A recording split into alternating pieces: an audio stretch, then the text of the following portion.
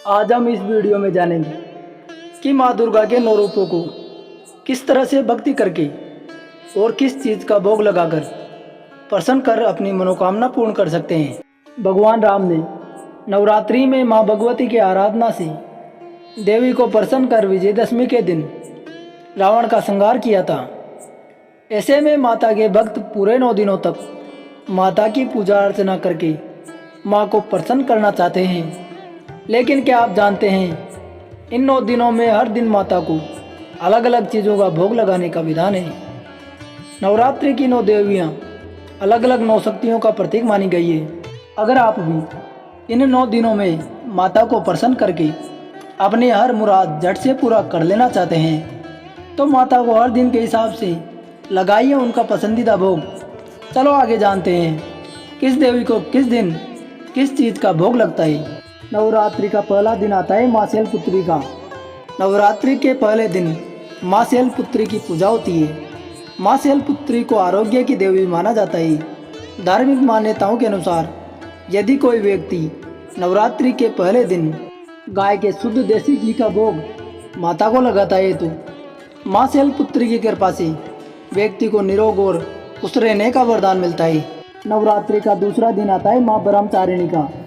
जो लोग माँ ब्रह्मचारिणी के से अपने लिए दीर्घायु का वरदान चाहते हैं उन्हें नवरात्रि के दूसरे दिन माँ ब्रह्मचारिणी को शक्कर का भोग लगाना चाहिए।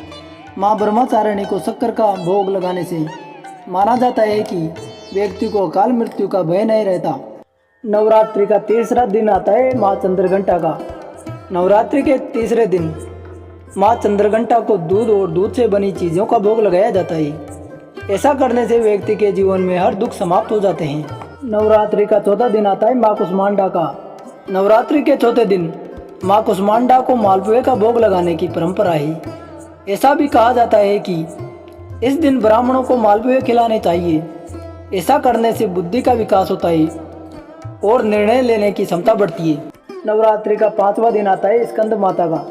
नवरात्रि के 5वें दिन स्कंद माता की पूजा होती है। नवरात्रि के 5वें दिन माँ स्कंद माता के केले का भोग लगाया जाता है। स्कंद माता की पूजा करने से आजीवन आरोग्य रहने का वरदान मिलता है। नवरात्रि का छठा दिन माँ कात्यायनी का माना गया है। नवरात्रि के छठे दिन माँ कात्यायनी की पूजा होती है।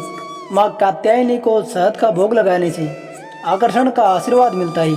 नवरात्रि का 7वां दिन माँ कालरात्रि का माना जाता है।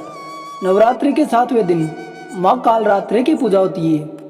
इस दिन माता को गुड़ का भोग लगाया जाता है। माना जाता है कि गुड़ का भोग लगाने से आकस्मिक संकट से रक्षा होती है।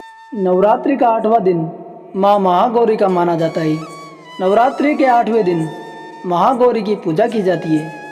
इस दिन लोग कन्या पूजन भी करते हैं। इस दिन महागौरी की पूजा करते समय माता को नारियल का भोग लगाया जाता है। ऐसा माना जाता है कि ऐसा करने से संतान से जुड़ी समस्याएं दूर हो जाती है।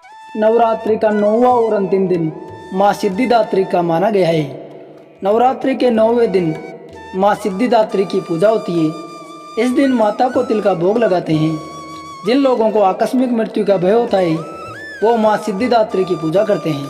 अगर आपको हमारे द्वारा दी गई जानकारी अच्छी लगी हो और आप माता रानी के सच्चे भक्त हो तो वीडियो लाइक करके चैनल सब्सक्राइब करें और कमेंट बॉक्स में जय माता की अवश्य लिखें।